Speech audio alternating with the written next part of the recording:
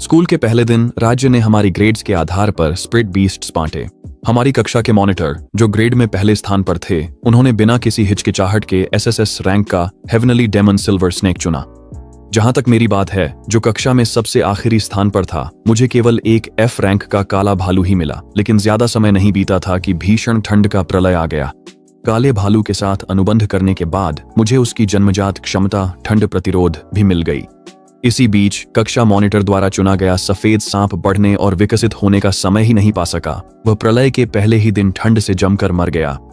ईर्ष्या के कारण कक्षा मॉनिटर ने अन्य सहपाठियों के साथ मिलकर मेरे काले भालू पर घात लगाई। उन्होंने तो मेरे सामने ही उसे मारकर भालू के मांस का हॉटपॉट बना लिया। गंभीर रूप से घायल होकर मैं प्रलय की बर्फीली आंधी में गिर पड़ा। अत्यधिक घृणा और आक्रोश के साथ मर गया। लेकिन जब मैंने दोबारा अपनी आंखें खोलीं तो खुद को उसी दिन पाया जब हम अपनी आत्मा पशु चुन रहे थे। जैसे ही मैं अपनी पिछली जिंदगी की तरह काले भालू को उठाने ही वाला था, कक्षा मॉनिटर ने अचानक चिल्लाकर कहा, रुको जरा।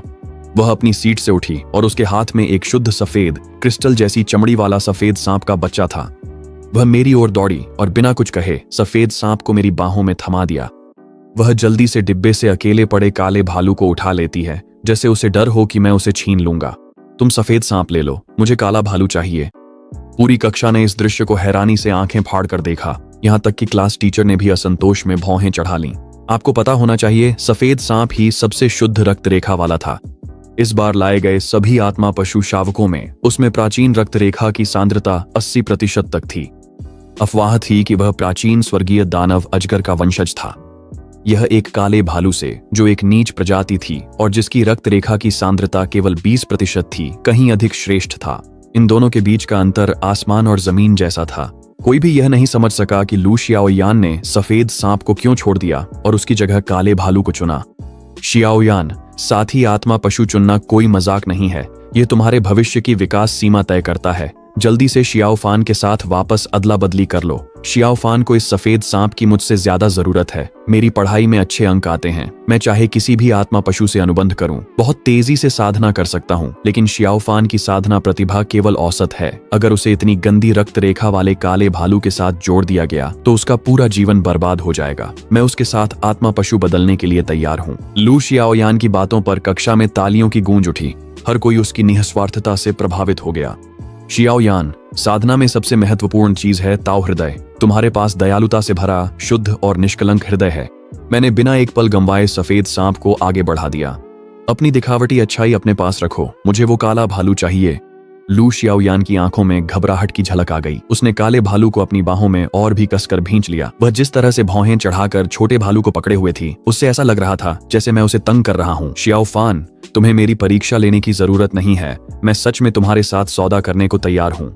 बहुत हो गया, मुझे सच में इसकी जरूरत नहीं है। लेकिन इससे पहले कि मैं अपनी बात पूरी कर पाता, अचानक मेरी कलाई किसी चीज से लिपट गई। इसके बाद तेज दर्द हुआ। मैंने नीचे देखा तो पाया कि छोटे सफेद सांप ने मुझे काट लिया था। 2 नन्हे दांतों ने मेरी त्वचा को भेद दिया और घाव से चमकते हुए लाल खून की बूंदें निकल आईं। छोटे सफेद सांप ने अपनी धोमुही जीभ निकाली और मेरी त्वचा को चुभन भरे एहसास के साथ चाटने लगा। इतनी ही देर में सफेद सांप ने जबरदस्ती मुझसे अनुबंध कर लिया, और वह भी जीवन मृत्यु का रक्त संबंधी अनुबंध था। सहपाठियों ने मेरी ओर देखा और एक साथ हूटिंग करने लगे। मैं तो सोचता था कि शियाओफान बस एहसान फरामोश है। उसने लू शियाओयान द्वारा दिया गया सफेद सांप लेने से इनकार कर दिया। असल में वह तो बस दिखावा कर रहा था, कह रहा था कि वह उसे वापस कर देगा, जबकि असल में जल्दी से उसके साथ अनुबंध करने की फिराक में था। शायद उसे डर था कि कहीं वह अपना मन न बदल ले। हारने वाला हमेशा हारने वाला ही रहता है। क्या पाखंडी है ये? मुझसे अनुबंध करने के बाद सफेद सांप चक्कर में आ गया, अपनी आंखें बंद कर लीं और गहरी नींद में चला गया। अपने चारों ओर हो रही गपशप सुनकर मेरा चेहरा उतर गया। उन्हें यह नहीं पता था कि मैं सच में इस बेकार सफेद सांप को नहीं चाहता था। जब उसने जबरदस्ती मुझसे अनुबंध कर लिया तो मुझे दूसरों की घूरती निगाहें सहनी पड़ी और मैं ठंडे चेहरे के साथ अपनी सीट पर लौट आया। सिर्फ मैं जानता था कि यह दिखने में बहुत चाहा गया सफेद सांप महज आधे महीने में एक बेकार बोझ बन जाएगा। लेकिन लू शियाओयान की आंखों में देखकर मुझे अचानक कुछ एहसास हुआ। जिस पल उसने सफेद सांप छोड़ दिया और मुझसे काले भालू के लिए लड़ाई की, उसी पल मुझे समझ आ गया कि वह भी मेरी तरह पुनर्जन्म ले चुकी है। पिछली जिंदगी में लू शियाओयान ने सफेद सांप चुना था, जबकि मुझे वह काला भालू मिला जिससे कोई अनुबंध करना नहीं चाहता था। अप्रत्याशित रूप से आधे महीने बाद भीषण ठंड का प्रलय आ गया। पूरी पृथ्वी -50 डिग्री की भयंकर ठंड में डूब गई। धरती एक विशाल फ्रीजर में बदल गई थी। अन्य मिश्रित रक्त वाली आत्मा जंतुओं की तुलना में कुलीन रक्त वाली सफेद सांप को विकसित होने में कहीं अधिक समय लगता था। जब भीषण ठंड का प्रलय आया तब सफेद सांप अभी भी एक कमजोर जीव था जिसे केवल आध्यात्मिक ऊर्जा अवशोषित करना आता था। वह पहले ही दिन जमकर मर गया। वहीं मेरी देखभाल में मेरा काला भालू पहले ही वयस्कता तक पहुंच चुका था। -50 डिग्री तापमान में उसने अपनी जन्मजात क्षमता ठंड प्रतिरोध मेरे साथ साझा की। मैं प्रलय में ठंड से मरने से सबसे कम डरने वाला व्यक्ति बन गया। मैं स्कूल द्वारा संगठित जागृत छात्रों की एक टीम में शामिल हुआ जो बाहर जाकर आपूर्ति जुटाने के लिए निकली थी।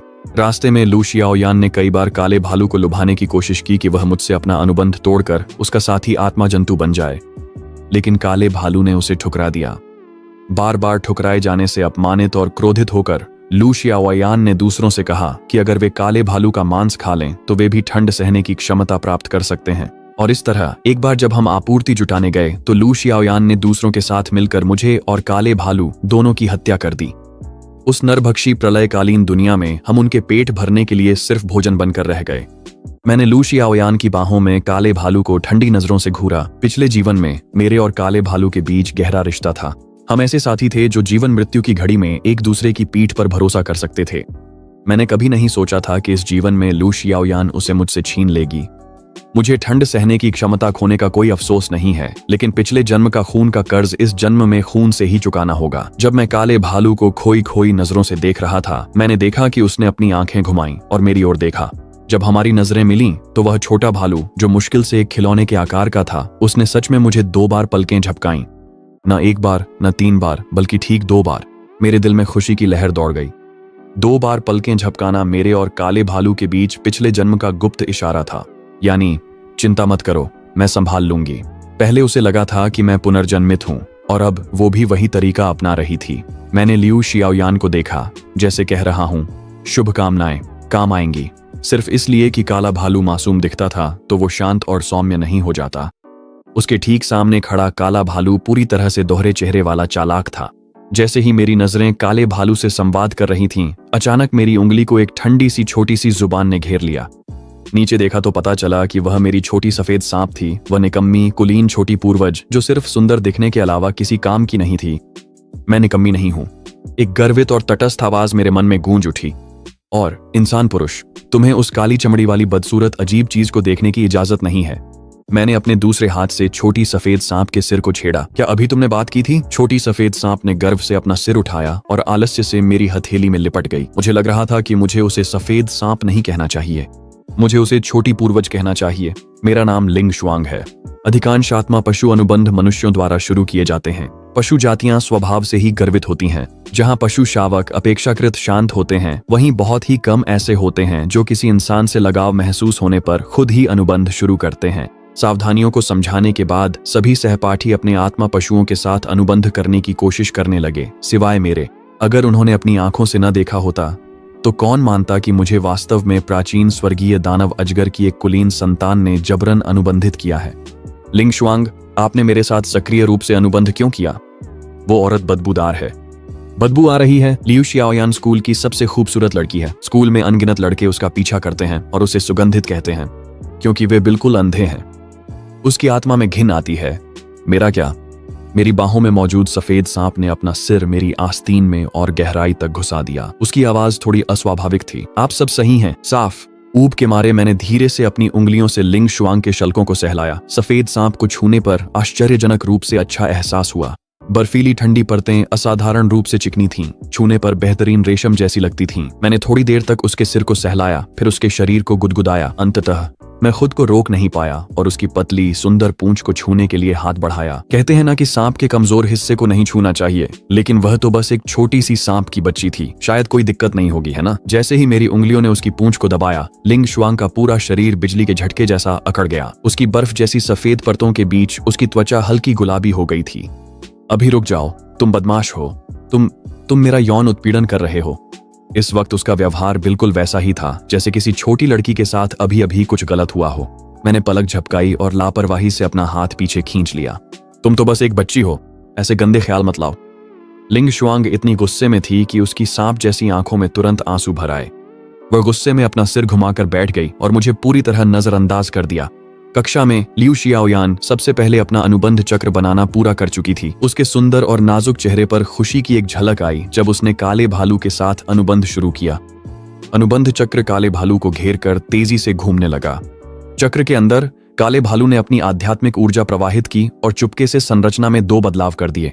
चक्र बिना किसी आहट के एक सामान्य समान अनुबंध से बदलकर स्वामी सेवक अनुबंध में बदल गया। हालांकि इस अनुबंध में काला भालू स्वामी था और लियू शियाओयान सेवक। यह वही चक्र था जिसे काले भालू और मैंने अपनी एक पिछली खोज के दौरान एक खंडहर में खोजा था। मैंने कभी नहीं सोचा था कि अब काला भालू इसका इस्तेमाल लियू शियाओयान को फंसाने के लिए करेगा, लेकिन लियू शियाओयान, जिसने सफलतापूर्वक काले भालू से अनुबंध कर लिया था, ने मुझे एक घमंडी नजर से देखा। मैंने चुपचाप अपना हाथ मेज के नीचे छुपाया और भालू को अंगूठा दिखाया। इसीलिए कहा जाता है कि कभी भी सीधे साधे दिखने वाले इंसान को नाराज मत करो। मानव पुरुष, तुम बुरे इंसान हो। अचानक मेरे कानों में एक रूठी हुई आवाज गूंज उठी। नहीं, यह फिर से मेरी तुनक मिजाज, अक्खड़, घमंडी और नाजुक दिल वाली छोटी सांप थी। मैं कैसे बुरा हूं? मैंने अनमने ढंग से अपनी उंगली से उसकी बर्फीली चमड़ी को हल्के से थपथपाया। तुमने मेरी पूंछ को छुआ और फिर भी तुम किसी और औरत के साथ फ्लर्ट कर रहे हो, वो भी एक काली सी बदसूरत अजीब औरत के साथ। जितना ज्यादा लिंग शुआंग बोलती गई, उसकी आवाज उतनी ही दुखी होती गई। मैंने एक न के बराबर आ भरी। एक और गुण जोड़ लो, वो एक जलनखोर छोटी ड्रामा क्वीन भी है। जब कक्षा के सभी लोगों ने अनुबंध पूरा कर लिया तो क्लास टीचर ने हर किसी को एक बैच खेती के सामान का बांटा। मैंने एक स्पिरिट स्टोन अपने लिए रख लिया और बाकी लिंग शुआंग को स्नैक्स की तरह खिला दिए। लिंग शुआंग ने उन 19 स्पिरिट स्टोन्स को एक एक करके निगल लिया। उसकी रफ्तार हैरान कर देने वाली थी। हम क्लासरूम से बाहर भी नहीं निकले थे कि मेरे सारे स्पिरिट स्टोन्स खत्म हो गए। सहपाठी मुझे घूरने लगे। शियाओफान पागल हो गया है। पूरे हफ्ते की खेती की सारी सामग्री और उसने सब कुछ उस सफेद सांप को खिला दिया। क्या उसने अभी अभी क्लास में ध्यान भी दिया था? क्या उसे नहीं पता कि स्पिरिट बीस्ट्स का विकास चक्र बहुत धीमा होता है, इसलिए उन्हें जल्दी जल्दी नहीं खिलाना चाहिए। जो स्पिरिट स्टोन्स बांटे गए हैं वे मुख्य रूप से हमारी खुद की साधना के लिए हैं। उसके साथ अनुबंध करने वाला सफेद सांप तो पूरी तरह बर्बाद हो गया।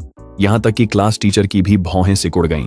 कुछ छात्र ध्यान दें, हर महीने वितरित किए जाने वाले स्पिरिट स्टोन्स की संख्या सीमित है। अगर आप उन्हें बर्बाद कर देंगे तो स्कूल आपको अतिरिक्त नहीं देगा।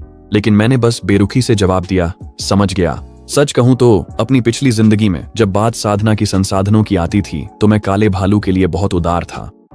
अधिकांश छात्र अपने साथी स्पिरिट बीस्ट्स के साथ संसाधनों को 4:1 के अनुपात में बांटते थे, लेकिन मैं हमेशा काले भालू के साथ 50-50 बांटता था। मेरा मानना था कि जब हम साथी हैं तो हमें सब कुछ बराबर बांटना चाहिए। लेकिन काले भालू के साथ भी मैं कभी उतना उदार नहीं था जितना मैं सफेद सांप के साथ था। उसे 19 मिले, मुझे 1। सिर्फ मेरे सहपाठी ही नहीं बल्कि मुझे भी लगता था कि मैं पागल हूं। मुझे भी यह थोड़ा अजीब लगा क्योंकि अचानक मुझे याद आया कि सफेद सांप और मेरे बीच रक्त संबंधी अनुबंध था। एक सामान्य बराबरी के अनुबंध में अगर इंसान या जानवर में से कोई भी मर जाए तो दूसरे पक्ष पर कोई असर नहीं पड़ता, लेकिन रक्त संबंधी अनुबंध अलग था। रक्त संबंधी अनुबंध का मतलब था साथ जीना और साथ मरना। अगर सफेद सांप मेरे पिछले जीवन की तरह ही प्रलय के पहले दिन ठंड से मर गया तो मैं भी जिंदा नहीं रह पाती। इसलिए अभी इस छोटे पूर्वज की जान सबसे ज्यादा जरूरी थी। बाकी समय में छात्र अपने अपने स्थान पर साधना करने लगे। मैंने सफेद सांप को उठाया और बाहर चल पड़ी। जैसे ही मैं लियू शियाओयान के पास से गुजरी, उसने अचानक अपने आधे शरीर से मेरा रास्ता रोक लिया। सिर्फ मेरे सुनने लायक आवाज में उसने फुसफुसाकर कहा, उसने अचानक अपने आधे शरीर से मेरा रास्ता रोक लिया। सिर्फ मेरे सुनने लायक आवाज में उसने फुसफुसाकर कहा, मुझे पता है तुम भी पुनर्जन्म ले चुकी हो। इस जीवन में अब मेरी बारी है कि मैं काले भालू से अनुबंध करूं और ठंड सहने की क्षमता हासिल करूं। मेरी नजरें चाकू की तरह तेज थीं, तो बेहतर होगा कि तुम जिंदा रहो। मैं खुद तुम्हें नर्क भेजने का इंतजार कर रही हूं। लियू शियाओयान की आंखों में एक पल के लिए डर झलक गया, लेकिन तुरंत ही उसकी जगह घमंड ने ले ली। अब मेरे पास काला भालू है। बिल्कुल, मैं अच्छी तरह जिंदा रहूंगी। जहां तक तुम्हारा सवाल है, तुम दोनों हारने वाले तो बस चरम ठंड के प्रलय के पहले ही दिन मरने का इंतजार करो। मेरी बाहों में सफेद सांप ने अपनी पलकें उठाईं और उसे आलसी नजर से देखा। उसने सिर उठाया और लियू शियाओयान की ओर अपनी जीभ निकाली। एक घिनौनी बदबू तुरंत ही हवा में फैल गई। लियू शियाओयान का आत्मसंयम तुरंत टूट गया। चीखती हुई वह लड़खड़ाते हुए कई कदम पीछे हट गई। शियाओफान, क्या तुम पागल हो गई हो? उस बदबूदार सांप को मुझसे दूर ले जाओ। मैंने तिरस्कार से मुस्कुराते हुए मुड़कर सफेद सांप के साथ वहां से चली गई। एक जानवर पालना पैसे की बिना तली का कुआं था। इतनी बड़ी मात्रा में स्पिरिट स्टोन्स कहां से लाऊं? यह एक मुश्किल समस्या बन गई थी। मैंने अपनी उंगली से लिंग शुआंग की चमड़ी पर हल्के से थपथपाया और सोचने लगी। अचानक मुझे याद आया कि अपनी पिछली जिंदगी में सर्वनाश शुरू होने से ठीक पहले मीडिया ने एक छोटी सी स्पिरिट वैन का खुलासा किया था। समय रेखा के हिसाब से वह स्पिरिट वैन अभी तक किसी ने खोजी नहीं थी। मैंने सफेद सांप को लिया और स्पिरिट वैन की ओर पूरी रफ्तार से गाड़ी चलाई। जब मैं अपनी पिछली जिंदगी में चिन्हित किए गए अनुमानित स्थान पर पहुंची तो पाया कि लू शियाओयान मुझसे पहले ही वहां पहुंच चुकी थी। लू शियाओयान एक अमीर परिवार की सबसे बड़ी बेटी थी। उसका नेटवर्क और संसाधन मेरे जैसे आम इंसान की पहुंच से कहीं ज्यादा थे। मैं स्पिरिट वैन के बाहरी इलाके में खड़ी होकर ठंडेपन से देख रही थी कि लू शियाओयान 20 से ज्यादा हट्टे कट्टे आदमियों को लेकर उस वैन की खुदाई कर रही थी। सफेद सांप मेरी बाहों में सिमटा हुआ था और देख रहा था कि कैसे एक के बाद एक चमकदार पारदर्शी स्पिरिट स्टोन निकाले जा रहे थे। वह ललचाकर एक घूंट लार निगल गई। चमकदार पारदर्शी स्पिरिट स्टोन निकाले जा रहे थे। वह ललचाकर एक घूंट लार निगल गई। मैंने अपने हाथ से सफेद सांप की आंखें ढक दी। देखना बंद करो, यहाँ के स्पिरिट स्टोन की गुणवत्ता खराब है। मैं तुम्हें कहीं और ले चलूंगी। मैंने सफेद सांप को उठाया और हर कदम पर पीछे मुड़ मुड़कर अनमने मन से देखा। जैसे ही हम दूर जाने वाले थे, अचानक मेरे मन में एक खुशी से भरी आवाज गूंज उठी। भाई, क्या वो आप हैं? मैं अपने कदमों में रुक गया। अरे शोंग, अब तुम टेलीपैथी का इस्तेमाल कर सकते हो। उस लड़की लू शियाओयान ने मुझ पर बहुत पैसा खर्च किया। उसने मुझ पर एक आत्मा जागरण जड़ी बूटी का इस्तेमाल किया जिससे मैं टेलीपैथी के जरिए संवाद कर सकता हूं। भाई, सफेद सांप को लेकर कहीं आराम करने के लिए रुक जाओ। सारे स्पिरिट स्टोन निकाल लेने के बाद मैं तुम्हें बुलाऊंगा। काले भालू के साथ मानसिक बातचीत खत्म करने के बाद मैं अचानक वास्तविकता में लौट आया और देखा कि एक छोटी नाजुक सांप का चेहरा मुझे संदेह से घूर रहा था। लिंग शुआंग का सांप जैसा शरीर मेरी बाह के चारों ओर लिपटा हुआ था और उसका गर्वित सा छोटा चेहरा मेरे चेहरे के करीब आ गया। उसकी ठंडी सांस मेरे चेहरे को छू रही थी। उसमें जंगली सांपों जैसी बदबू नहीं थी, बल्कि उसमें हल्की ताजगी भरी खुशबू थी। तुम क्या कर रहे हो? लिंग शुआंग ने नाराजगी से मुझे घूरा। मानव पुरुष, तुम सच में मेरी पीठ पीछे किसी और औरत के साथ चोरी छुपे संबंध रखने की हिम्मत रखते हो? मैंने एक हाथ से उसकी गर्दन पकड़कर उसे अपनी बाह से ऊपर उठा लिया और दूसरे हाथ से उसकी सांप जैसी गाल को सजा के तौर पर चुटकी काटी। तू छोटी शरारती, अपनी जुबान संभाल कर बोल, लिंग शुआंग ने नाक सुड़कते हुए कहा। उसकी आवाज में शिकायत की हल्की झलक भी थी। मैंने कुछ भी गलत नहीं कहा। तुम्हारी आत्मा से भालू की गंध आ रही है। वो काली चमड़ी वाला अजीब प्राणी ही है ना? मैंने भौहें उठाईं।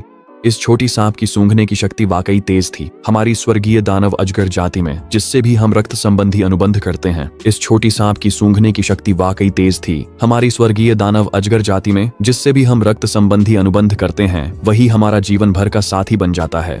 तुम्हें उस काले भालू से कोई संबंध नहीं रखना है। मेरा चेहरा अजीब सा हो गया। तू छोटी शरारती, तेरी उम्र ही क्या है? क्या तुझे पता भी है कि साथी किसे कहते हैं? लिंग शुआंग ने मुझसे दुखी होकर देखा। उसकी पूंछ इधर उधर हिल रही थी। अचानक एक ठंडी दोमुही जीभ मेरे गाल से छू गई। इसके पहले कि मैं कुछ कर पाता, अपराधी ने फुर्ती से अपना सिर पीछे खींच लिया और धीरे से बड़बड़ाई।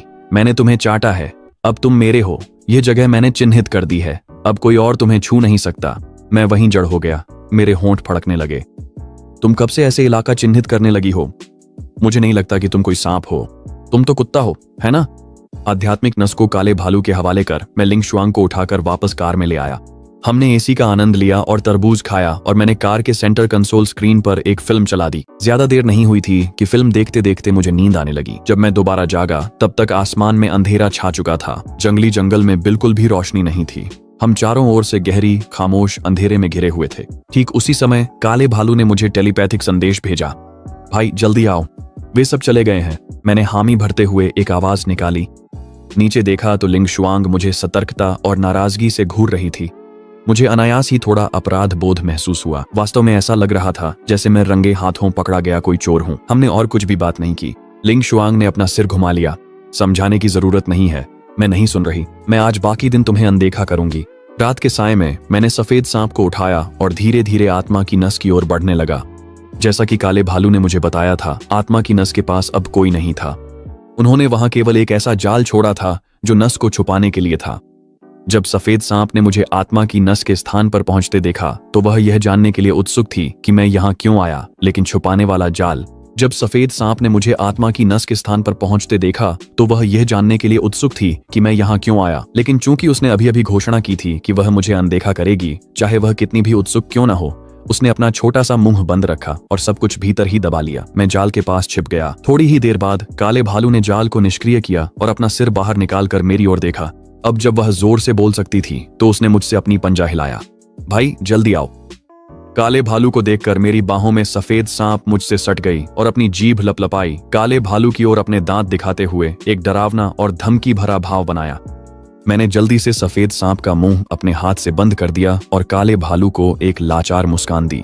सफेद सांप का स्वभाव थोड़ा तेज है। काले भालू ने मेरा रास्ता दिखाया। कोई बात नहीं भाई, बड़ी बहन को दोष मत दो। सफेद सांप का मुंह मैंने ढक रखा था, लेकिन उसकी आवाज मेरे दिमाग में गूंज उठी। क्या बकवास है, ये घर तोड़ने वाली है, ये सांवली घर तोड़ने वाली है। मुझे छोड़ दो, मैं उसे काट काट कर मार डालूंगी। मैं कसम खाती हूँ, आज मैं उसे काट कर ही मारूंगी। मैं अभी भी जिंदा हूँ, समझी? और तुमने हिम्मत कैसे की मेरी आंखों के सामने इस सांवली घर तोड़ने वाली के साथ चोरी छुपे मिलन करने की? कैसी घटिया औरत है जिसे बस मर्दों को फंसाना आता है। मुझे छोड़ दो, मैं उससे आर पार की लड़ाई करूंगी। बहुत शोर हो रहा था। मैंने काले भालू और उसके चारों ओर हल्की सी लहराती आध्यात्मिक ऊर्जा की ओर देखा। मैंने छोड़ दिया, जिससे सफेद सांप जमीन पर गिर पड़ी। लिंग शुआंग जमीन पर उतरने के बाद हैरानी से मेरी ओर देखने लगी। शायद उसे उम्मीद नहीं थी कि मैं सच में उसे छोड़ दूंगी। कछुए की रफ्तार 0.008 मीटर प्रति सेकंड से वह काले भालू की ओर लपकी। हर 3 कदम पर मेरी ओर मुड़कर देखती रही। आखिरकार जब उसने चौथी बार पीछे मुड़कर देखा तो उसने मुझे अनिश्चित नजरों से देखा। तुम मुझे रोकने भी नहीं वाले? क्या तुम्हें डर नहीं है कि मैं तुम्हारे कीमती प्रेमी को काट कर मार डालूंगी? मैंने काले भालू की आध्यात्मिक ऊर्जा की ओर देखा। पूरा दोपहर आत्मा पत्थर खाने के बाद काले भालू की आध्यात्मिक ऊर्जा सफेद सांप से 50 गुना से भी ज्यादा थी। वास्तव में कहना मुश्किल था कि कौन किसे काट कर मारेगा। मैंने मुस्कुराते हुए उसकी ओर देखा। कोई बात नहीं, मुझे देखना है कि तुम कितनी ताकतवर हो। अगर तुम उसे काट कर मार डालती हो तो मैं अब से सिर्फ तुम्हारा हो जाऊंगा। सफेद सांप की पूंछ द्वंद्व में जमीन पर पटकने लगी। मेरी बातों से वह थोड़ी आकर्षित हुई, लेकिन फिर उसने काले भालू की ओर देखा और उससे निकलती आध्यात्मिक ऊर्जा की धमकी भरी आभा को महसूस किया। आखिरकार वह झिझकते हुए वापस मेरे पैरों के पास आकर लिपट गई। छोड़ो भी, क्योंकि इस बार तुमने अपनी गलती मानने का अच्छा रवैया दिखाया है, मैं तुम दोनों को इस गुप्त मुलाकात के लिए माफ कर देती हूँ, लेकिन अगली बार ऐसा मत करना। ये छोटी सी चीज वाकई ताकतवरों से डरने वाली दबंग थी। काले भालू ने आत्माशिरा पत्थरों को 3 ढेरों में बांट दिया था।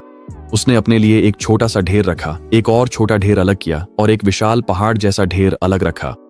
भैया, मैं बस ये ही रख लूंगी। लिंग शुआंग विशाल ढेर के आत्मा पत्थरों को घूर रही थी। उसकी आंखें लालच में हरी चमक रही थीं। एक खट्टी आवाज मेरे दिमाग में गूंज उठी। ये काली चमड़ी वाली अजीब चीज वाकई तुम्हारे लिए काफी उदार है। काले भालू ने दूसरे छोटे ढेर की ओर इशारा करते हुए कहा, भैया, ये तुम्हारी साधना के लिए काफी होना चाहिए। फिर उसने विशाल ढेर की ओर इशारा करते हुए कहा, ये सब बड़ी बहन को दे देना। लिंग शुआंग की नाटकीय चिल्लाहट फिर से गूंज उठी। हूँ मैनमाले, लगता है यह काली चमड़ी वाली अजीब चीज आखिरकार तुम में दिलचस्पी नहीं रखती। क्या तुम एक होपलेस रोमांटिक हो या कुछ और? हर बात को रोमांस से क्यों जोड़ देती हो? लिंग शुआंग अब भी नाराज थी। तुम्हें आत्मा पत्थर चाहिए या नहीं? वह तुरंत आज्ञाकारी हो गई। मैंने काले भालू की ओर देखा। अगर मैं यहाँ सब कुछ खाली कर दूं तो क्या लू शियाओयान तुम्हें नुकसान पहुंचाएगी? काले भालू ने सिर हिला दिया। भैया, वह औरत इस समय मेरी हर बात मानती है। अगले दिन लू शियाओयान खाली हो चुकी आत्मा नस को देखती रह गई, जैसे उसे अपनी आंखों पर यकीन न हो। तुमने ये सारे आत्मा पत्थर इस्तेमाल कर लिए? काले भालू ने सिर हिलाया। इतनी छोटी सी आत्मा नस तो मेरे दांतों के बीच की जगह भरने के लिए भी काफी नहीं है। क्या तुमने नहीं कहा था कि मुझे आधे महीने के भीतर शीत प्रतिरोधी कौशल जगाना है? मैंने अभी अभी इसका अनुभव किया और मुझे लगता है कि मैं जागृति की सीमा तक पहुंच गई हूं। ये सुनकर लू शियाओयान के चेहरे का भाव आखिरकार थोड़ा बेहतर हुआ, लेकिन उसके मन में अब भी ये शिकायत थी कि पूरी आत्मा नस काले भालू ने खा ली, जबकि भालू की आध्यात्मिक ऊर्जा में बस थोड़ा सा ही इजाफा हुआ था। जब तक तुम इसे जगा सकती हो तब तक ठीक है, बस तुम्हारी रक्त रेखा बहुत कमजोर है। तुमने इतना कुछ खा लिया, लेकिन आध्यात्मिक ऊर्जा में बस इतना सा ही इजाफा हुआ। अगर तुम्हें मेरी कमजोर रक्त रेखा से इतनी नफरत थी तो शुरुआत में ही मुझे चुनने की जरूरत नहीं थी। मैंने तुमसे मुझे चुनने की कोई मिन्नत नहीं की थी। अब तुम मुझ पर बहुत दबाव डाल रही हो। जब मुझ पर मानसिक दबाव बहुत ज्यादा होता है तो मुझे लगता है कि मेरी जन्मजात क्षमता शायद सही से जाग न पाए। लू शियाओयान अच्छी तरह जानती थी कि आधे महीने बाद जब भीषण ठंड का प्रलय आएगा तब काले भालू की जन्मजात क्षमता बेहद कीमती होगी। यह सुनकर कि काले भालू की जन्मजात क्षमता शायद जाग न पाए, वह तुरंत घबरा गई। दबाव मत महसूस करो, मेरा ऐसा मतलब नहीं था। अगर मुझे तुम्हारी नीची रक्त रेखा से नफरत होती तो मैं शुरुआत में ही तुम्हें नहीं चुनती। ठीक है, मुझे साधना के लिए स्पिरिट स्टोन्स चाहिए। जल्दी से किसी को भेजो और मुझे कुछ और स्पिरिट स्टोन्स दिलवाओ। ज्यादा नहीं, 10 ट्रक काफी होंगे। लू शियाओयान ने इतने जोर से दांत भींचे कि उसके मसूड़े लगभग खून से भर गए।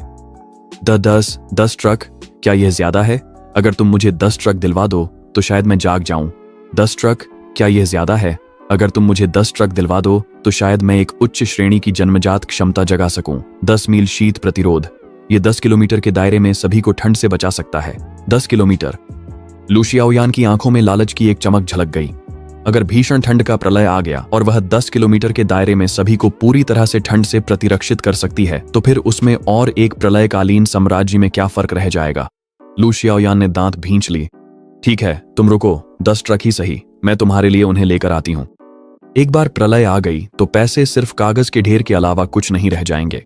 हालांकि लू शियाओयान के परिवार के पास अपार शक्ति थी, लेकिन जब भी वह आने वाले भीषण ठंड के प्रलय के बारे में कुछ कहती तो हर कोई उसे मजाक ही समझता था। उन्हें यह और भी हास्यास्पद लगता था कि लू शियाओयान 10 ट्रक आत्मा पत्थरों का इस्तेमाल एक निम्न रक्त रेखा वाली आत्मा पशु को एक ऐसी जन्मजात क्षमता जगाने में करना चाहती है जो केवल ठंड से बचाव के लिए है और देखने में बेकार लगती है। अपने परिवार से समर्थन न मिलने के कारण लियू शियाओयान के पास बचपन से अपने परिवार और माता पिता से मिली हर चीज बेचने के अलावा कोई विकल्प नहीं था। घर, गाड़ियां, उसके सभी डिजाइनर बैग्स और गहने। जब मैंने लियू शियाओयान को स्कूल में फिर से देखा तो वह पुराने फैशन से बाहर हो चुके कपड़े पहने हुए थी। यहाँ तक कि उसका दोपहर का खाना भी सिर्फ एक सादा भाप में पका हुआ बन और लाओ गान में चिल्ली क्रिस्प था। ये साफ था कि लियू शियाओयान ने सचमुच अपनी सारी जमा पूंजी काले भालू पर खर्च कर दी थी, लेकिन उसे यह बिल्कुल भी पता नहीं था कि अपनी पूरी संपत्ति बेचकर जो 10 ट्रक स्पिरिट स्टोन्स उसने हासिल किए थे, उनमें से काले भालू ने अपने लिए सिर्फ एक बहुत ही छोटा हिस्सा रखा था। बाकी के 99.99% सीधे मेरे और सफेद सांप की जेब में चले गए। मैं तो बस कभी कभी 1-2 स्पिरिट स्टोन साधना के लिए इस्तेमाल करता था ताकि आत्मिक ऊर्जा का इस्तेमाल करना न भूल जाऊं। जहां तक बाकी स्पिरिट स्टोन्स की बात है, मैंने वे सारे सफेद सांप को दे दिए थे। सफेद सांप जिस रफ्तार से स्पिरिट स्टोन्स निकलती थी, बस इसलिए कि मैं आत्मिक ऊर्जा का इस्तेमाल करना न भूल जाऊं। जहां तक बाकी स्पिरिट स्टोन्स की बात है, मैंने वे सारे सफेद सांप को दे दिए थे। सफेद सांप जिस गति से स्पिरिट स्टोन्स को निगलती थी, वह अविश्वसनीय रूप से तेज थी। वह गहरी नींद में चली गई। जैसे ही स्पिरिट स्टोन्स उसके पास रखे जाते, वे एक शक्तिशाली खिंचाव से तुरंत ही पाउडर में बदल जाते थे। सिर्फ सफेद सांप की साधना से मुझे जो आत्मिक ऊर्जा वापस मिली, उसी ने मुझे मेरी पिछली जिंदगी से कई गुना ज्यादा ताकतवर बना दिया था। जहां तक लियू शियाओयान की बात है, उसके शरीर में अब भी जो आत्मिक ऊर्जा है, वह तो हमारी कक्षा के बाकी छात्रों की ताकत से भी कम है। काले भालू के लिए उसने अपने ऊपर एक भी स्पिरिट स्टोन इस्तेमाल नहीं किया था। काला भालू लगातार उसे भ्रमित कर रहा था। अगर मैं अपनी जन्मजात क्षमता सिर्फ इसलिए जागृत नहीं कर पाया क्योंकि तुमने मुझे एक स्पिरिट स्टोन कम दिया और मेरी जागृति असफल हो गई, तो समय आने पर मुझसे चेतावनी न मिलने का दोष मुझ पर मत डालना। सब लोग कहते थे कि लियू शियाओयान बर्बाद हो गई है। स्कूल के पहले ही दिन से जब लियू शियाओयान ने अपना दिमाग खो दिया और सबसे कमजोर ताकत और सबसे कम प्रतिभा वाले काले भालू को चुना, तब से उसकी मानसिक स्थिति असामान्य लगने लगी थी। इन अफवाहों और गपशप का सामना करते हुए लियू शियाओयान ने तिरस्कार से हंसते हुए उन्हें नजरअंदाज कर दिया। तुम लोग जानते ही क्या हो, कुछ ही दिनों में तुम सब समझ जाओगे कि सही मैं ही थी। झुलसाती गर्मी के मौसम में एक रात अचानक तापमान तेजी से गिर गया। पूरी दुनिया में बर्फ के फाहे गिरने लगे। शुरुआत में लोग इसका मजाक भी उड़ाने लगे, कहते थे कि जून में बर्फ गिरना जरूर किसी के साथ बहुत बड़ा अन्याय हुआ है। लेकिन अगले दिन दोपहर तक वैश्विक तापमान पहले ही -20 डिग्री तक गिर चुका था। लोग धीरे धीरे चिंता करने लगे, तापमान इतना असामान्य होने पर क्या कोई आपदा आने वाली है? बर्फ और भी तेजी से गिरने लगी और रुकने का कोई नाम नहीं था। बर्फीले मौसम में दुर्घटनाओं के डर से स्कूल ने सभी छात्रों को वापस कैंपस बुला लिया।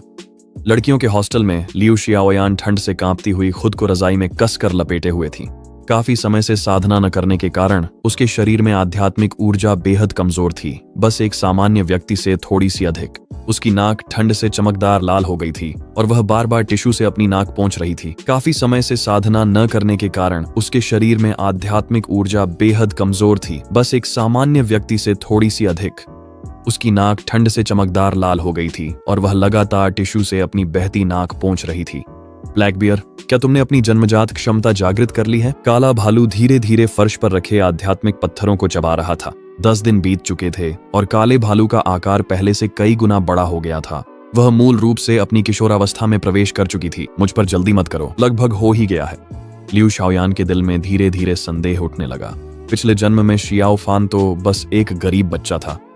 चाहे वह खंडहरों की खोज में ही क्यों न जाता, वह काले भालू को ज्यादा आध्यात्मिक पत्थर नहीं दे सकता था। यह तो इस जीवन से बिल्कुल तुलना नहीं कर सकता जहां मैंने उसे इतने सारे संसाधन दिए हैं। तो फिर पिछले जीवन में काले भालू ने अपनी जन्मजात क्षमता कैसे जागृत कर ली थी? लेकिन इस जीवन में ऐसा लगता है कि वह नहीं कर पा रही है। काले भालू, क्या तुम मुझसे कुछ छुपा रही हो? तुम्हें क्या लगता है मैं इतनी मेहनत से साधना किसके लिए कर रहा हूँ और अब तुम मुझ पर ही शक कर रही हो? मैंने तो सोचा था भले ही मेरी जन्मजात क्षमता पूरी तरह जागृत न हुई हो, फिर भी मैं तुम्हारे साथ थोड़ी सी गर्माहट तो बांट ही सकता हूँ, लेकिन अब देखता हूँ तो बेहतर होगा कि ये आत्मा पत्थर मैं तुम्हें वापस कर दूं। अब मुझे इनकी जरूरत नहीं है। मेरी घनी फर के साथ तुम्हारे आत्मा पत्थरों के बिना भी कड़ी सर्दी मुझे मार नहीं सकती। मुझसे गलती हो गई, सब मेरी ही गलती है। मैं तो बस गुस्से में बोल गया था। तुम आत्मा पत्थर इस्तेमाल करती रहो, तुम्हारी जन्मजात क्षमता का जागना सबसे ज्यादा जरूरी है। इस बार मैं तुम्हें माफ कर दूंगा। काले भालू ने ठंडे स्वर में नाक सिकोड़ी और फिर से जमीन पर पड़े आत्मा पत्थरों को चबाने लगा। आत्मा पत्थर चबाते हुए काले भालू ने लियू शाओयान के साथ थोड़ा सा गर्माहट भी बांटी। वाकई वह गर्माहट बहुत ही थोड़ी थी। उसे डर था कि अगर असली प्रलय आने से पहले ही लियू शाओयान ठंड से मर गई तो फिर मजा नहीं रहेगा। अपने शरीर पर थोड़ी सी गर्माहट महसूस करते ही लियू शाओयान ने काले भालू पर शक करना बंद कर दिया। लियू शाओयान ने काले भालू पर शक करना बंद कर दिया। जब एक इंसान और एक जानवर के बीच अनुबंध बन जाता है तो चाहे इंसान साधना करे या जानवर, वे अपनी आध्यात्मिक ऊर्जा का 1/10वां हिस्सा दूसरे पक्ष को लौटा देते हैं। काले भालू ने जो आध्यात्मिक ऊर्जा लियू शाओयान को लौटाई वह हमेशा बहुत ही कमजोर रही थी। इसे ऐसा लगता था कि काले भालू ने सच में ज्यादा आध्यात्मिक ऊर्जा अवशोषित नहीं की थी। लेकिन जो बात लियू शाओयान नहीं जानती थी वह यह थी कि काले भालू ने आध्यात्मिक ऊर्जा कम अवशोषित या परिवर्तित नहीं की थी, बल्कि वजह यह थी कि उसने काले भालू के साथ जो अनुबंध किया था वह एक स्वामी सेवक अनुबंध था। काला भालू उसे कितनी आध्यात्मिक ऊर्जा लौटाएगा यह पूरी तरह भालू की इच्छा पर निर्भर करता था। एक और डॉर्मिटरी के कमरे में मैं सिरहाने के सहारे टिककर प्रोजेक्टर स्क्रीन पर फिल्म देख रहा था। कमरे में मौजूद सभी स्पिरिट स्टोन पहले ही अवशोषित होकर धूल में बदल चुके थे। फिर भी सफेद कश्मीरी गलीचे पर कुंडली मारे बैठा सफेद सांप अब तक नहीं जागा था। अब तक सफेद सांप अनजाने में ही अपने शावक अवस्था से बाहर निकलकर एक वयस्क आत्मा पशु के आकार का हो गया था। वह पानी की बाल्टी जितना मोटा हो गया था और उसकी शुद्ध सफेद चमड़ी अंधेरे में हल्की ठंडी चमक के साथ दमक रही थी। मैं बिस्तर से उठकर सफेद सांप की चमड़ी पर हाथ फेरने लगा, उसमें छुपी हुई शक्तिशाली जीवन शक्ति को महसूस करते हुए। दीवार घड़ी धीरे धीरे आधी रात के करीब पहुंच रही थी। सच्चा प्रलय अब आने ही वाला था। इस जीवन में सफेद सांप को प्रलय के पहले ही दिन ठंड से मर जाना नहीं चाहिए, है ना? जैसे ही घड़ी ने 12 बजाए वैश्विक तापमान एक बार फिर से खाई में गिर गया। कमरे में लगे थर्मामीटर ने दिखाया कि इंडोर तापमान पहले ही -50 डिग्री तक पहुंच चुका था। मैं एक साधक था और सफेद सांप से मिली आध्यात्मिक ऊर्जा के कारण मेरे शरीर में इतनी आध्यात्मिक शक्ति थी कि मैं इस स्तर की ठंड को पूरी तरह से नजरअंदाज कर सकता था। बाहर बर्फ और भी तेजी से गिर रही थी, जिससे जमीन पूरी एक मंजिल गहराई तक दब चुकी थी। क्लास टीचर ने ग्रुप चैट में हाजिरी लेना शुरू किया। सभी से अपनी वर्तमान स्थिति बताने को कहा। अगर कोई छात्र और सहन नहीं कर पाता तो स्कूल तुरंत बचाव अभियान शुरू कर देगा। साथ ही अत्यधिक ठंड के कारण सभी से अपनी वर्तमान स्थिति बताने को कहा गया। अगर कोई छात्र और सहन नहीं कर पाता तो स्कूल तुरंत बचाव अभियान शुरू कर देता। साथ ही अत्यधिक ठंड के कारण स्कूल में स्टाफ की कमी हो गई थी और तुरंत एक बैच स्वयं सेवकों की भर्ती की गई। मैंने स्वयं सेवक बनने के लिए नाम लिखवाया और विभिन्न डॉर्म में छात्रों को सामान वितरित करने लगा। जब मैं लड़कियों के डॉर्मेट्री में पहुंचा और लू शाओयान के कमरे के दरवाजे के पास से गुजरा तो मैंने उसे सीधे नजरअंदाज कर दिया। छात्रों ने लगातार क्लास ग्रुप चैट में रिपोर्ट किया कि उन्हें उनका सामान मिल गया है। ये क्या हो रहा है? मेरा सामान कहाँ है? मैंने सीधे कुछ तस्वीरें ग्रुप चैट में भेज दी। वे सारी तस्वीरें इस बात का सबूत थीं कि लू शाओयान ने सुपरमार्केट से बहुत सारा सामान खरीदकर पहले ही स्कूल में जमा कर लिया था।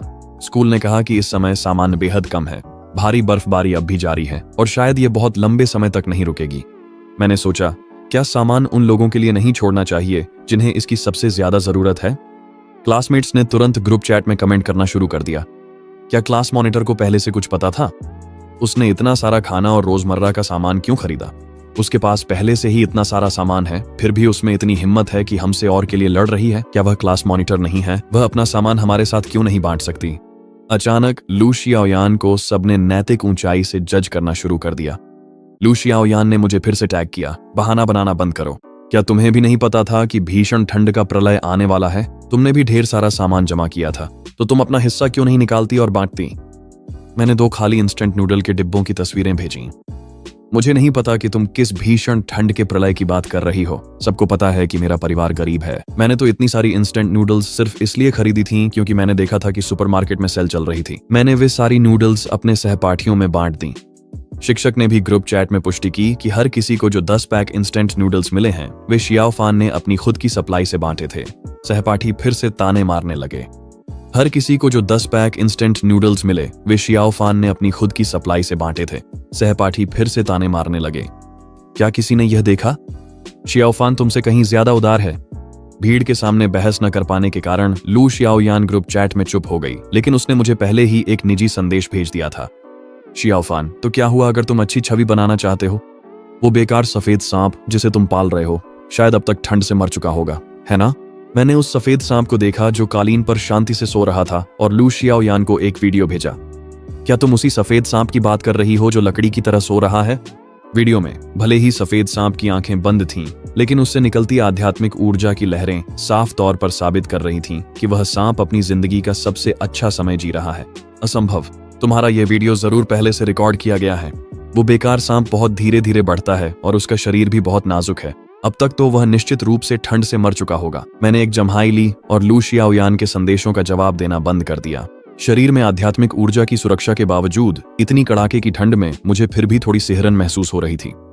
मैंने अलमारी खोली, सोच रहा था कि एक अतिरिक्त कंबल निकालकर खुद को ढक लूं। अचानक एक गर्म आध्यात्मिक ऊर्जा की लहर ने मेरे शरीर को घेर लिया। मैं इस एहसास से बहुत अच्छी तरह परिचित था। ये वही गर्माहट थी जो काले भालू के अपनी ठंड सहन करने की क्षमता साझा करने से आती थी। अरे श्योंग, हमारे बीच कोई अनुबंध तो है नहीं। क्या तुम फिर भी अपनी जन्मजात क्षमता मेरे साथ साझा कर सकते हो भाई? मैंने सफलतापूर्वक 10 मील ठंड सहनशीलता जागृत कर ली है। तभी मुझे अचानक याद आया कि काले भालू की जन्मजात क्षमता सिर्फ ठंड सहनशीलता नहीं थी, बल्कि 10 मील ठंड सहनशीलता थी। बस मेरी पिछली जिंदगी में मेरी व्यक्तिगत क्षमता आखिरकार सीमित ही थी। कम समय में पर्याप्त आत्मा पत्थर न होने के कारण, जिससे काले भालू अपनी पूरी जन्मजात क्षमता जागृत कर सके, काले भालू ने मुझे बचाने के लिए अपनी पूरी जन्मजात क्षमता जागृत कर ली। काले भालू ने मुझे बचाने के लिए जबरदस्ती अपनी जन्मजात क्षमता जागृत की, जिससे ठंड सहनशीलता का एक घटिया संस्करण प्राप्त हुआ। लू शियाओयान कैसी है? काले भालू ने मेरे साथ दृश्य साझा करना शुरू किया, क्योंकि उसे पूरा विश्वास था कि एक बार काले भालू ने अपनी क्षमता जागृत कर ली तो वह निश्चित रूप से भीषण ठंड से नहीं डरेगी। लू शियाओयान ने बिल्कुल भी अतिरिक्त कंबल नहीं खरीदे थे। इस समय वह केवल एक पतली गर्मियों की रजाई में लिपटी हुई थी। उसका चेहरा ठंड से पहले ही नीला सा पड़ गया था और उसके दांत बेकाबू होकर कटकटा रहे थे। क्या तुम अब भी सफलतापूर्वक जागृत नहीं हो पाई हो? काला भालू बिस्तर पर कूद गया और अपनी पीठ से उसे धक्का दिया, जिससे लू शियाओयान सीधे फर्श पर गिर गई। उसका अकड़ा हुआ शरीर जोर से आवाज करते हुए ठंडी फर्श पर जा टकराया। कौन जाने कितनी हड्डियां टूट गई होंगी। लू शियाओयान दर्द से कराह उठी। तुम क्या कर रही हो? मेरे पास तुम्हें बताने के लिए एक अच्छी खबर है। मैं सफलतापूर्वक जागृत हो गई हूँ। ये सुनकर, लेकिन मैंने कब कहा था कि मैं इसे तुम्हारे साथ साझा करने वाली हूँ? मैं तुम्हारी मालिक हूँ। मैंने तुम्हें जागृत कराने के लिए तुम पर इतने सारे आत्मा पत्थर फेंक कर दिवालियां हो गई। आखिर किस अधिकार से तुम इसे मेरे साथ साझा नहीं कर रही हो? वह अनुबंध, हमने एक अनुबंध किया था। चाहे तुम इसे मेरे साथ साझा न भी करो, मैं फिर भी तुम्हारी क्षमता का उपयोग कर सकती हूँ। लू शियाओयान ने बेतहाशा अनुबंध की शक्ति का उपयोग करके काले भालू की क्षमता साझा करने की कोशिश की, लेकिन उसने अचानक महसूस किया कि वह अनुबंध के भीतर की शक्ति को बिल्कुल भी सक्रिय नहीं कर पा रही है। अपनी आंखें खोलकर ध्यान से देखो, आखिर हमने किस तरह का अनुबंध किया था। लू शियाओयान ने अनुबंध को फिर से ध्यान से जांचा तो पाया कि 2 हिस्से। अनुबंध को फिर से जांचने पर पता चला कि वास्तव में सूत्र के 2 हिस्सों में बदलाव के संकेत थे। अब साफ साफ देख लिया, यह एक स्वामी दास अनुबंध है। क्या तुम्हें सच में लगता है कि तुम मेरी क्षमता साझा करने के लायक हो? लू शियाओयान फर्श पर पड़ी थी, जैसे लकड़ी की मुर्गी, स्तब्ध और अवाक। तुम भी पुनर्जन्म ले आए थे? सिर्फ मैं ही नहीं, भाई शियाओ फान भी पुनर्जन्म ले आया था। पिछले जन्म में तुमने दूसरों के साथ मिलकर हमें मार डाला था और मेरा मांस खा लिया था। इस जन्म में कर्ज वसूलने की बारी हमारी है। लू शियाओयान की आंखों में डर की झलक थी। तो क्या हुआ अगर तुम पुनर्जन्म ले आए हो? शियाओ फान ने उस बेकार सफेद सांप से अनुबंध किया था। एक बार सफेद सांप मर गया तो खून के अनुबंध के कारण शियाओ फान भी मर जाएगा। काले भालू को उस पर और शब्द बर्बाद करने की कोई परवाह नहीं थी। वह मुड़ी और चली गई। जिस दिन भीषण ठंड का प्रलय आया, उस दिन से वैश्विक तापमान सार्वजनिक नहीं किया गया। बिल्कुल मेरी पिछली जिंदगी की तरह बिजली आपूर्ति प्रणाली, पानी की आपूर्ति प्रणाली और नेटवर्क प्रणाली पूरी तरह से ढह गईं। उस रात कई लोग फिर कभी नहीं जागे। 5 दिन बाद स्कूल में व्यवस्था पूरी तरह से अराजकता में बदल गई थी। कई छात्रों का सामान खत्म हो गया था और वे पानी के लिए दूसरे डॉर्म में लूटपाट करने निकल पड़े थे। मेरे दरवाजे के बाहर कुछ ऐसे छात्र थे जिनकी जागृत क्षमताएं मुझसे अधिक मजबूत थीं और उनकी नजर मुझ पर थी। मैंने अपनी वर्तमान ताकत का आकलन किया। काले भालू की ठंड सहन करने की क्षमता मेरे शरीर की रक्षा कर रही थी और सफेद सांप द्वारा मुझे दी गई विशाल आध्यात्मिक ऊर्जा के कारण स्कूल के कई शिक्षक भी मेरा मुकाबला नहीं कर सकते थे। चाहे वे संख्या में अधिक हों, मुझे जरा भी डर नहीं था। दरवाजे पर बेतहाशा दस्तक सुनते हुए मैंने अपनी हथेली में पहले ही आध्यात्मिक ऊर्जा इकट्ठा कर ली थी, लेकिन इससे पहले कि मैं कुछ कर पाता, मेरे कमरे से अचानक एक जबरदस्त ऊर्जा का प्रवाह बाहर की ओर फैल गया। सिर्फ आवाज सुनकर ही मैं बाहर लोगों के उड़कर गिरने का दृश्य आसानी से कल्पना कर सकता था। सफेद सांप अभी भी कंबल पर कुंडली मारकर आंखें बंद किए हुए थीं। एक आवाज कंबल पर, उसकी आंखें बंद थीं। मेरे कमरे से दिव्य टेलीपैथी के माध्यम से उत्पन्न एक आवाज प्रसारित हुई। वह एक ठंडी, उदासीन, फिर भी बेहद भव्य आवाज थी। दफा हो जाओ। बाहर के लोग घबराकर भाग खड़े हुए, एक दूसरे पर गिरते पड़ते। मैंने सफेद सांप के सिर को सहलाया। लिंग शुआंग, क्या तुम जाग रही हो? किसी ने लू शियाओयान के डॉर्म में भी घुसने की कोशिश की, लेकिन उन्हें काले भालू ने भगा दिया। काले भालू की मौजूदगी के कारण लू शियाओयान अभी तक मरी नहीं थी, लेकिन वह मौत से ज्यादा दूर भी नहीं थी। वह फर्श पर पड़ी थी, उसकी टूटी हड्डियों के घावों से बदबू आ रही थी।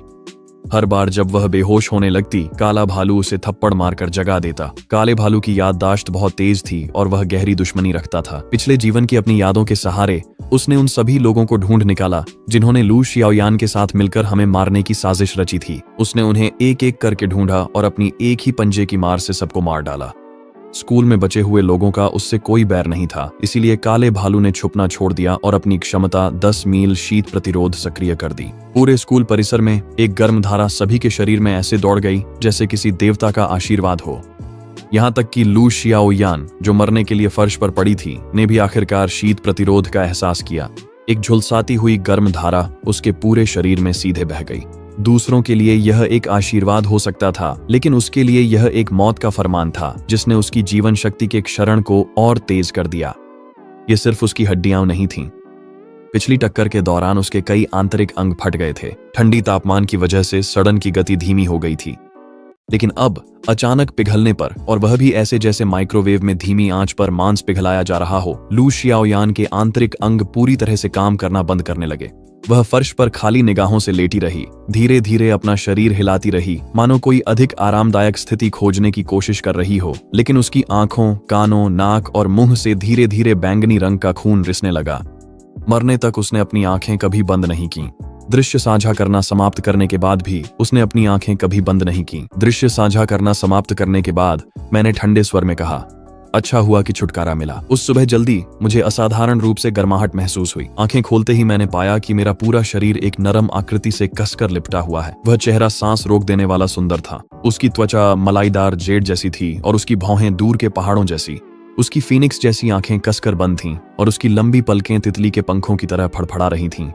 उसके बर्फ जैसे सफेद बाल झरने की तरह नीचे गिर रहे थे और मेरे शरीर पर बिखरे हुए थे। उसका शरीर गर्म था और उसकी गोरी त्वचा हल्की ठंडी रोशनी में चमक रही थी, जैसे चांदनी से बनी कोई परी हो। जैसे ही मैंने हल्का सा संघर्ष किया, उसकी संकरी फीनिक्स जैसी आंखें धीरे धीरे खुल गईं, जिनमें फीकी चांदी जैसी अमानवीय लंबवत पुतलियां थीं। उस जानी पहचानी आभा ने मुझे संकोच से पुकारने पर मजबूर कर दिया, लिंग शुआंग। उस महिला के होंठों के कोने खुशी से ऊपर उठ गए। उसने अपने शरीर को पलटते हुए सीधे मुझ पर सवारी कर ली। ठंडी हवा तुरंत मेरी त्वचा को छू गई, लेकिन उसी समय उस महिला की ठंडी फिर भी गर्म आभा ने भी मुझे घेर लिया। वह झुक गई। उसके झरने जैसे सफेद बाल मेरे चेहरे पर गिर गए, जिनमें हल्की सुरुचिपूर्ण खुशबू थी। मैंने पलकें झपकाईं, घबराहट में उसकी ओर देखा। वह सांस रोक देने वाली खूबसूरत चेहरा ठीक मेरे सामने था। उसकी त्वचा सफेद जेड से भी अधिक पारदर्शी थी, शुद्ध फिर भी बेहद आकर्षक। उसके पीछे एक बर्फ जैसी सफेद पूंछ बेचैनी से हिल रही थी। एक ठंडी मोहक आवाज ऊपर से आई, मानव पुरुष, क्या तुमने मुझे याद किया? ठीक है, सिर्फ मानव पुरुष और मुझे जैसे शब्दों के आधार पर मैं पूरी तरह से निश्चित था कि यह लिंग शुआंग ही थी। मैंने शांत भाव से उसकी ओर देखा। आखिरकार तुम जागने के लिए तैयार हो गई हो। वह हल्के से हंसी। उसकी हंसी हवा में बजती घंटियों जैसी मधुर थी। क्या तुम मेरे लिए चिंतित थे? अगर तुम मर जाती तो मुझे भी तुम्हारे साथ दफन होना पड़ता। उसने अपना सिर झुकाया और अचानक मेरे गाल पर एक हल्की चोंच मारी। मैं अब भी हमेशा की तरह जिद्दी था। मैंने उसे खुद से दूर कर दिया। लिंग शुआंग, क्या इंसानी रूप लेने के बाद यही पहली चीज है जो तुम करती हो? लिंग शुआंग की मुस्कान और गहरी हो गई। ये पहली चीज नहीं है, ठीक है? मैंने तुम्हें पहले भी चाटा था। हमारा सौदा पहले ही पक्का हो चुका है। उसके जागने में इतना समय लगने का कारण यह था कि वह अपनी जन्मजात क्षमता को जगा रही थी। लिंग शुआंग का रक्तवंश अत्यंत कुलीन था, इसलिए उसकी जन्मजात क्षमता को जगाना अन्य जानवरों की तुलना में कहीं अधिक कठिन था। सौभाग्य से इतने दिनों के बाद वह आखिरकार सफल हो गई। लिंग शुआंग, तुम्हारी जन्मजात क्षमता क्या है? लिंग शुआंग ने लापरवाही भरे अंदाज में जवाब दिया। बड़ी, ये क्या बात हुई? मैंने उसे ऊपर से नीचे तक देखा और थोड़े अजीब भाव से उसकी छाती की ओर नजर डाली। लिंग शुआंग ने मेरी ओर आंखें घुमाई। मेरा मतलब था कि मेरी जन्मजात क्षमता की सीमा बहुत बड़ी है। यू लेशन, तुम क्या सोच रहे थे? हम बात कर ही रहे थे कि न जाने कब बाहर बर्फबारी रुक गई थी। घने बादल एक एक कर छंट गए और लंबे समय बाद सूरज आसमान में दिखाई दिया, जिसकी गर्म धूप धरती पर बिखर गई। मैंने स्कूल के भीतर से खुशी की एक जोरदार आवाज सुनी। देखो सब लोग, सूरज निकल आया है। तापमान भी पहले जितना ठंडा नहीं लग रहा। ये बहुत अच्छा है। प्रलय आखिरकार गुजर रही है। मैंने सुना कि लिंग शुआंग की आवाज धीमी हो गई। स्वर्गीय दानव अजगर एक प्राचीन दिव्य पशु है। मेरी जो जन्मजात क्षमता जागृत हुई है वह है 10,000 चीजें बढ़ती हैं। लिंग शुआंग का मनमोहक चेहरा मेरे कान के पास था। उसकी गर्म सांसें है 10,000 चीजें बढ़ती हैं। लिंग शुआंग का मनमोहक चेहरा मेरे कान से सटा हुआ था। उसकी गर्म सांसें धीरे धीरे मेरी गर्दन पर महसूस हो रही थीं। उसकी बर्फ जैसी सफेद पूंछ मेरी कमर के चारों ओर लिपट गई, जैसे वह नखरे कर रही हो, कसती जा रही थी। शियाओ फान, मैंने पूरी दुनिया को बचा लिया। अब तुम मुझे क्या इनाम दोगे? मैंने खिड़की से बाहर उस दुनिया को देखा जो फिर से जीवन से भर रही थी। फिर अपने बगल में बैठी बेहद खूबसूरत महिला की ओर देखा। मैंने हाथ बढ़ाकर धीरे से उसकी पेशानी पर थपकी दी। तुम छोटी शरारती, क्या सोच रही हो? लिंग शुआंग ने मुझे घूरा, गुस्से में अपने गाल फुला लिए। उसकी बर्फ जैसी सफेद पूंछ उसके पीछे आगे पीछे हिल रही थी, लेकिन उसकी हल्की चांदी जैसी लंबवत पुतलियों में मुस्कान झलक रही थी। दरवाजे के बाहर अचानक एक जानी पहचानी आवाज गूंज उठी। भैया, मैंने भी मानव रूप ले लिया है। मैंने दरवाजा खोला तो देखा कि एक नन्ही छोटी सी लड़की जिसके सिर पर भालू के कान थे दरवाजे पर खड़ी थी। लेकिन मैं एक नजर में ही समझ गया कि वह काला भालू है, क्योंकि उसकी त्वचा स्वस्थ गेहूं के रंग की थी। जब वह काला भालू थी तो काफी बड़ी थी, लेकिन मानव रूप लेने के बाद वह इतनी छोटी बच्ची कैसे बन गई? लिंग शुआंग ने मेरे पीछे से अपना सिर बाहर निकाला। मेरी छोटी बहन सच में इतनी बदसूरत हो गई है? काला भालू उदास नजर आ रहा था। मुझे तो लगता है मैं काफी अच्छी दिखती हूँ। मैंने इस भालू और सांप को झगड़ते हुए देखा और मेरे होंठों पर मुस्कान आ गई। पिछले जन्म में हमें लू शियाओयान ने मार डाला था। इस जन्म में न सिर्फ हमने अपनी बदला सफलतापूर्वक ले लिया, बल्कि एक नई शुरुआत भी की। अत्यधिक ठंड का प्रलय आखिरकार गुजर गया था और मेरी कहानी तो बस शुरू ही हुई थी।